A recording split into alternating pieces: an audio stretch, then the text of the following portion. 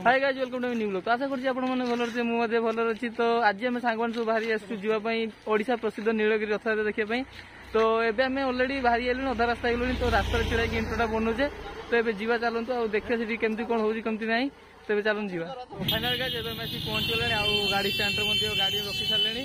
तो एबे आगु जीवा। तो फाइनल गाइस एबे हम पहुंच गेले आ आपण माने देखि बारतु के मात्र वीडियो रही माने पाद रखे पई जागा नाही एते वीडियो।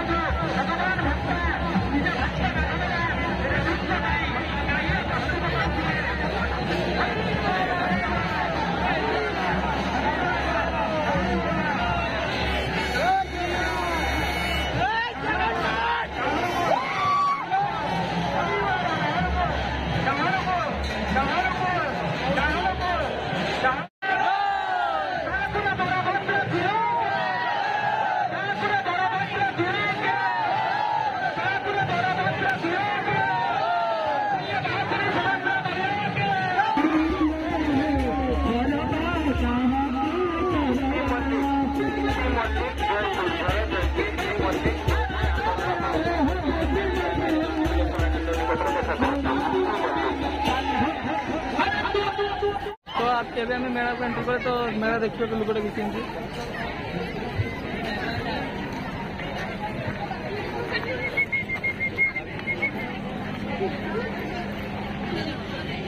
टाटू कटिए लिजन टाटू कटिए बाइक बाइक जल्दी से